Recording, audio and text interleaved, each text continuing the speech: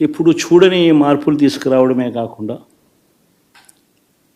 ఒక చదువుల రంగం అయితేనేమి, ఒక విద్యారంగం, ఒక వ్యవసాయ రంగం అయితేనేమి, ఒక వైద్య రంగం అయితేనేమి, ఏ పేదవాడు ఎప్పుడూ ఇబ్బంది పడకూడదు అని ఎప్పుడు ఊహించని విధంగా మార్పులు తీసుకొస్తూ పేదవాడికి అండగా నిలబడగలిగాం. విమెన్ ఎంపవర్మెంట్ అంటే ఇది, మహిళా సాధికారత ఇది అంటే ఇది అని ప్రపంచానికి చాటి చెప్పగలిగాం. సోషల్ జస్టిస్ అంటే, సామాజిక న్యాయం అంటే ఇది అని ప్రపంచానికి చూపించగలిగాం. మరి ఇన్ని గొప్ప మార్పులు చేసిన తర్వాత, ఇన్ని కోట్ల మందికి మంచి జరిగిన తర్వాత మరి అభిమానం ఏమైందో, ఆప్యాయత ఏమైందో తెలీదు.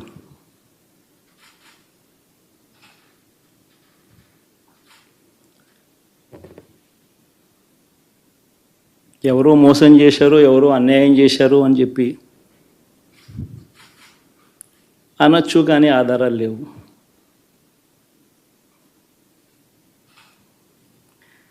ఏం జరిగిందో దేవుడికి తెలుసు. పెద్ద నేనైతే చేయగలిగింది ఏమీ లేదు. ప్రజల తీర్పు తీసుకుంటాం, కానీ మంచి చేయడానికి మాత్రం ప్రజలకు తోడుగా ఖచ్చితంగా ఉంటాం. వాయిస్ ఆఫ్ ది వాయిస్లెస్ కింద ఈ పార్టీ తాను చేయాల్సిన పని తప్పకుండా చేస్తుంది. పేదవాడికి అండగా ఉండే కార్యక్రమంలో ఎప్పుడూ కూడా పేదవాడికి తోడుగా ఉంటూ గలం విప్పుతుంది, పేదవాడికి అండగా నిలుస్తుంది. పెద్ద పెద్ద వాళ్ళ కూటమి ఇది, ఢిల్లీలో సైతం శాసించే పరిస్థితుల్లో ఉన్న కూటమి ఇది.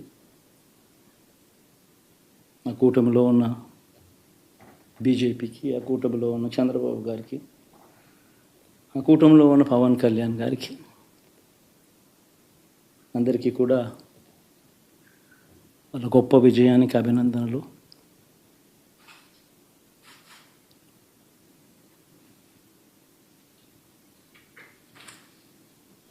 ఓడిపోయినా కూడా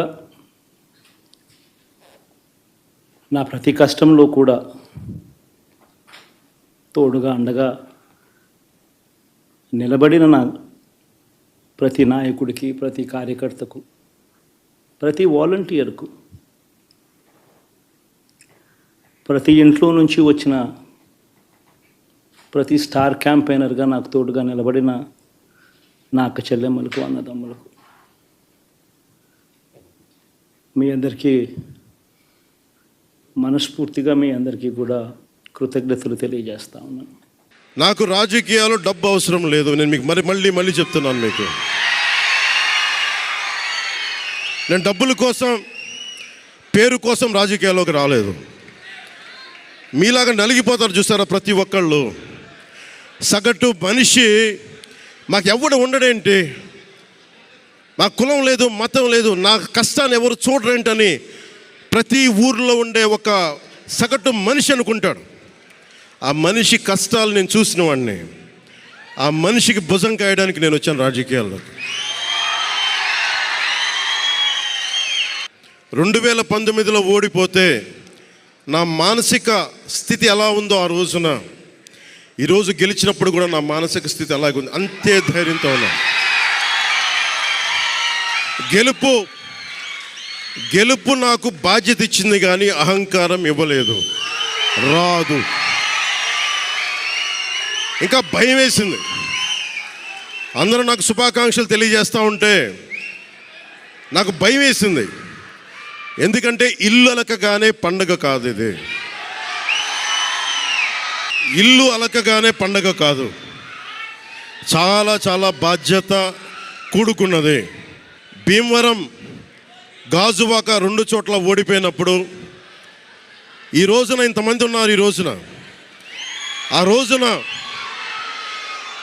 నా పక్కన నన్ను నమ్ముకున్న కొద్దిమంది తప్ప, కానీ నాకు ఒకటే అనిపించింది, నేను పరాజయం చూసి భయపడను, ఓటమి చూసి భయపడను.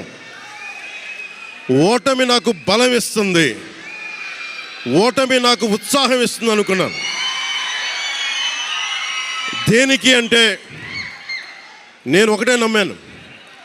చిన్నప్పుడు తిరుపతిలో యోగా నేర్చుకుంటున్నప్పుడు ఒకటే నమ్మాను, ధర్మో రక్షితి రక్షిత అని. నువ్వు ధర్మాన్ని నమ్మితే ధర్మం రక్షిస్తుంది అని. ఎప్పుడో ఒక 30 సంవత్సరాలు ఇంకా ముందే 18-19 ఏళ్ళప్పుడు చదివితే ఈ రోజున ధర్మం కోసం నిలబడ్డాం. ధర్మం కోసం నిలబడితే ధర్మం ఈరోజు మనంటే నిలబడింది.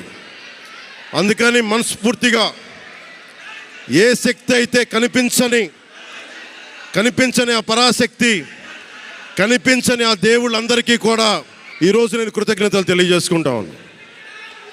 మనస్ఫూర్తిగా మీ అందరికీ, పిఠాపురం ప్రజలందరికీ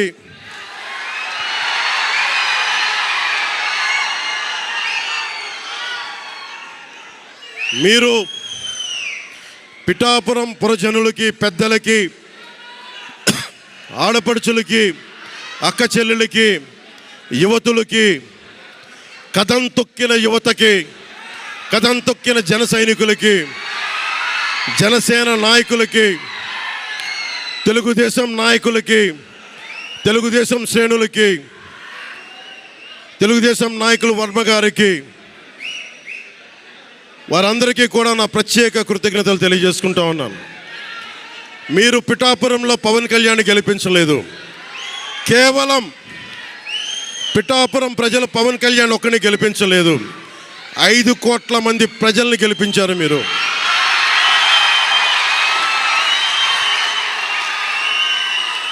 ఓడిపోతే ఇంత బలంగా నిలబడ్డవాడిని.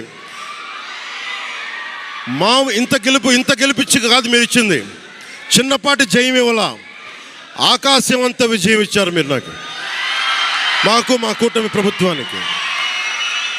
ఇది గుండెల్లో పెట్టుకుంటాం, నిలబడతాం, నిర్మాణాత్మకంగా పనిచేస్తాం. మీ కష్టాలలో మీ ఇంట్లో ఒకటిలాగా నేను ఉంటాను, మీ అందరికీ మాటిస్తున్నాను.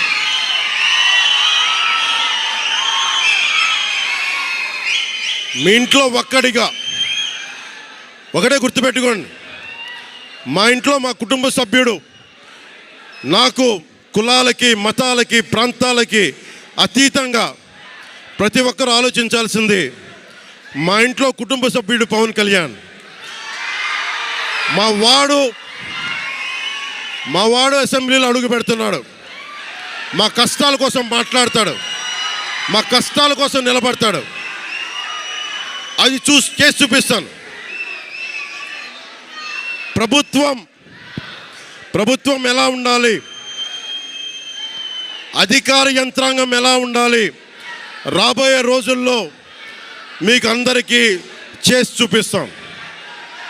మళ్ళీ ఒక 10 నిమిషాల తర్వాత మళ్ళీ వచ్చి మాట్లాడతాను. చంద్రబాబు గారు వచ్చారు, వారిని కలిసి మళ్ళీ వచ్చి మేము ఇద్దరం మాట్లాడతాం.